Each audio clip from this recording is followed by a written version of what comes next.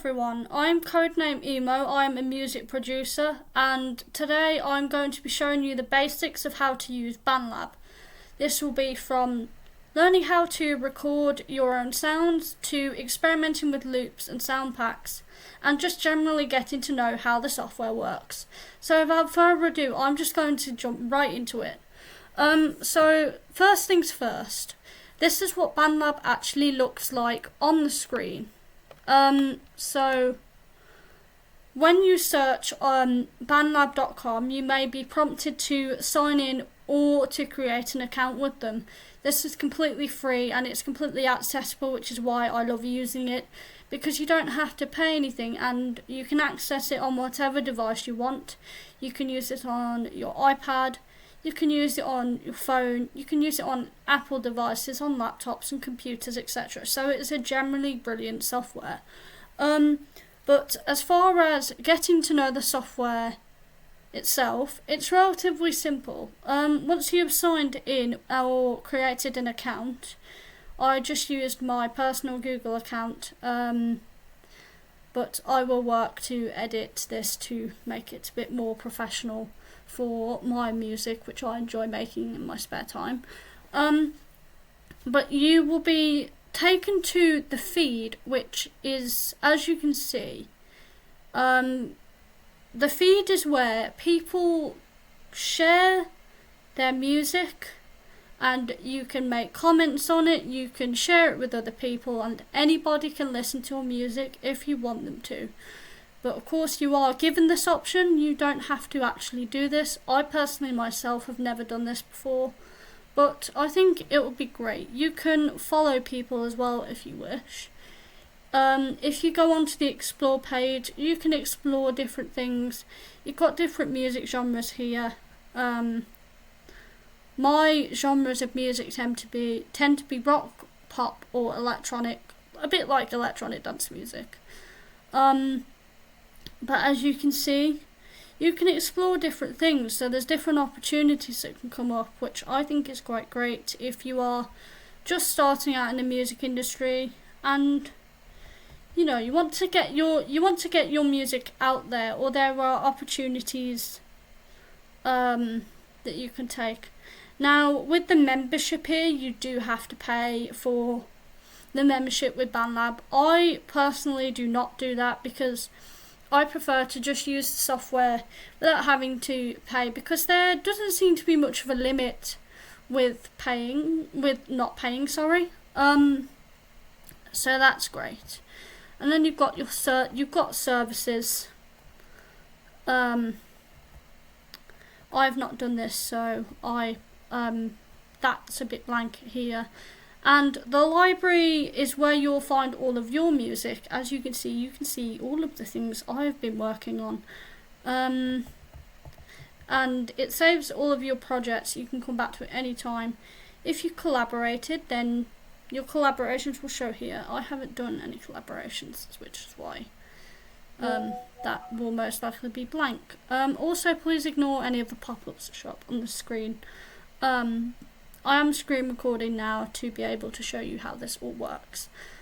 But as far as getting to making the actual songs work, this little, as you can see, there is a little create option here in the top right corner in red. And if you click that, you will be given either the option of a new project or a song starter, which uses AI to generate a starter song for you to give you an idea of how it works. I have only ever used it once and very briefly, but I tend to start a new project that's completely blank. So once you click into that, you'll get this screen show up and you'll be prompted to select either some templates here. Here you go, get inspired by our created templates for entire songs. So you can choose either templates or you can add your own input with instruments, samplers, bass guitars, drum machines, which allow you to generate your own drum beats yourself. Or you've got voice or audio, which is what I tend to use just to start off the song. So if you click into that, you'll be given this page here. Now, this page, as you can see, this line as I'm talking is picking up my audio. That's because my microphone on my computer is on. And if you record an audio, if you click this button here, this is how you record things, by the way. But if you record an audio, then you can experiment on different things. You can make a weird robot sound if you wanted, you can have a duet sound if you wanted, you can have harmonies in if you wanted. I personally think harmonies would be great if I because some songs I'm hoping to do require a bit of harmonising. Although in an honest opinion, I haven't actually tried this out, but I do know how it works from using other software such as Logic Pro X. But so when you come to using this software to experiment, do feel free to experiment with these different things just to see what you like. And this little plus button here, excuse the glitchy cursor, I'm not sure why it's doing that. But if you click this little plus button in the corner, this will let you add a new track or a new input, as I've been taught you call them. And this will add a second input to be able to add various different sounds. You can also rename them by clicking these three buttons here, which will open a little menu. And if you click rename, it will highlight it and you can rename it to whatever you like. I'm just going to call it audio. And then the one underneath, let's just call it audio 2/loop. And then if you click enter, there you have your renamed input, and you've got different colour options. It's best for me, I find it as great to rename things properly so that you know what's what, and to colour code them so you don't get confused. Also ignore the TV in the background. So when it comes to making the songs itself, I like to start off with a loop. And you may be wondering, what are you going on about? Where are these so-called loops? Well, if you look at the bottom menu here where my cursor is showing, you'll be given the option to add lyrics or notes. You can add these yourself, and then you can type that. I know that's quite random, but you can type whatever you need to write down. So if you have lyric ideas, you could even note them here on the side, and they will stay there as long as you want them to. And then you've got BandLab sounds, which is where I like to start off my tracks, as I have said. They're sound packs. You can have loops here, or you can have one shots, which are just one sound that only lasts about 3 seconds. But I like to start off with a sound pack, and you can search whatever genre you like. Now for me, I have been working more recently on rock sound packs, and then you've got a whole list here. That list is probably as long as my arm, probably even longer, you never know. But then you've got different packs, and if you hover over the sound pack, you can take a listen.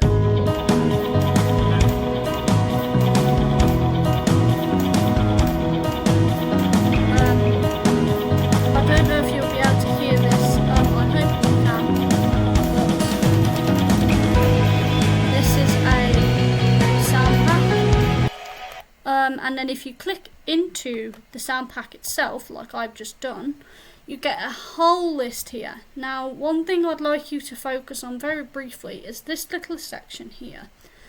The BPM is just a fancy way of saying beats per minute, and that's just a fancy way of saying how fast the track will play.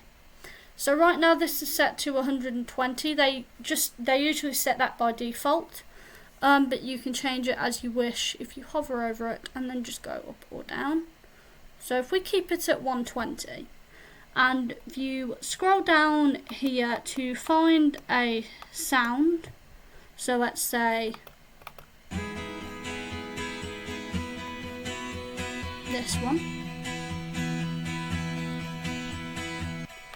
if you drag, you just drag whichever one you want. Make sure that you do have an input to drag it into, because if not, you are not able to, or it will just add another input automatically. I like to just start off. So if you put that in, it will prompt you to set it to whatever key you wish. This is set to G minor because that's what it's playing in. And if you click set, focus on this here, watch how it changes. Well, it's usually supposed to change it automatically, but if you do this, so it will ask you to adjust it, and then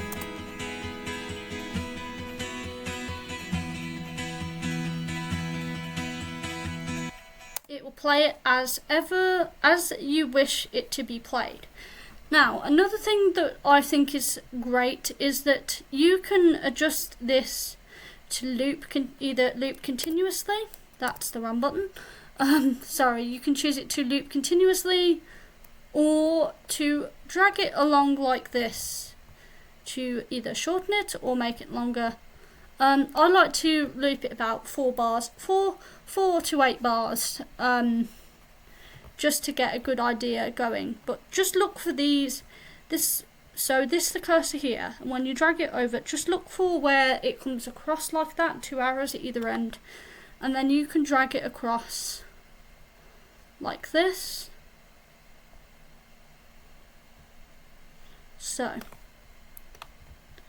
if you play it, then you no longer have to repeat it here. This option allows you to repeat one specific section, so if you click repeat there, it will just repeat the first part here, which is highlighted in red. Again, you can make that longer so that it loops a certain part of it, or you can make it shorter. And this lets you record. So if I did this and then record, it will let you testing 1 2 1 2 1 2 1 2. As you can see, let you testing 1 2 1 2 1 2 1 2. Now, of course, I'm not going to have a song that says testing 1 2 1 2 1 2. That's what I tend to say when I'm testing out the audio. And if you backspace on your keyboard, you can delete that, and then you can redo it if you need to. Now there is another option as well. There are some other options. I can't access all of them because I've got this little pop-up that's here showing where I am on the screen. But if I hover over it, you can, there you go, that says add track, and then you've got all of these different options here. So as you can see, this records. That's to play it from the beginning, but you can also, if it plays to a certain point, you can also drag it to, say, here, or you can press enter on your keyboard and it will play the track right the way back to the beginning. And then this will let you play the track itself, as you can see. Now where it says new project, you can rename this. So instead of new project, let's just call this rock sample. And then you can save here. It's always best to save in case anything goes wrong. And it will save it. And then the next time you open BandLab, it will reopen your track and show up a little project saved screen here. So as far as songs go, you've got your starter sound, and then you can add whatever you want to add. So if you add sounds and you go drums, even whatever drums you want, you can listen to the drums, see if they sound right. Now I like the sound of that. So again, you select which input you want, and then you can drag it in. Now I like to let it play at least 4 times and then add a bit of a build up. At this point I usually add a bass first and then add my drums in afterwards, but to make things a little bit quicker and simpler, I'm just going to play it from here. If you drag this at the bottom, it will play back to the beginning, and then if you press enter on your keyboard, it will play the song. Whoops, that's sorry, I'm just trying to turn my volume up on my laptop. That's fine. But you guys will hear this so much better when you try it out for yourself. But as you can see, it will play your song, and then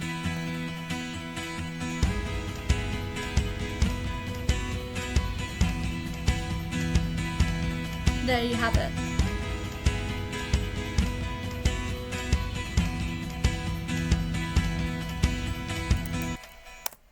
There you go. Now, one thing I've been told to note is that whenever you add a loop of sounds on a track, if you, like me, like to use some sounds just to get things started, is take a look at the beats per minute at the side of each loop and make sure it matches with what you've got it set to.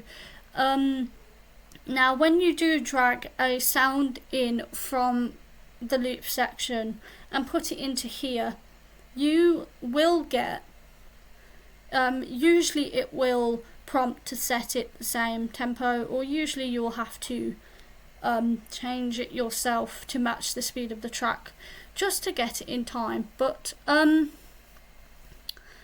as long as you have it set to whatever you need it to be set to, that is fine. So if I close this, oh, there we go. So if I go off here and I exit, I'm going to show you a song that I have not shown you. I'm going to show you a song that I have been working on.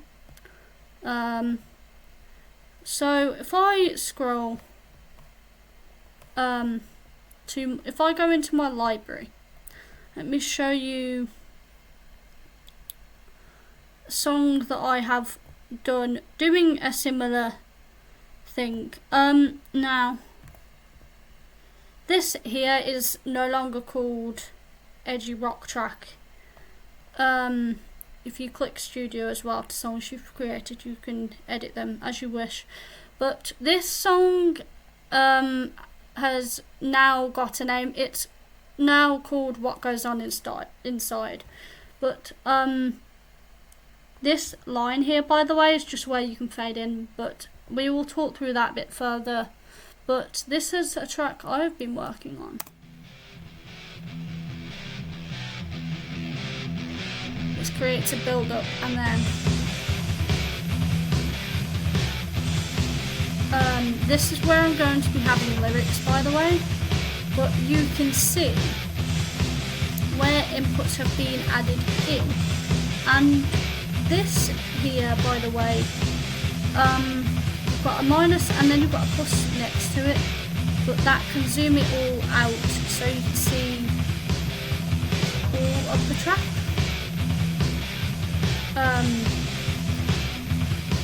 Now I've added a lot of inputs, and this is what I mean in terms of making sure that you have labelled things well. So, as I showed earlier with renaming your inputs and colour coding them, just make sure the colour code is so that you know what is what.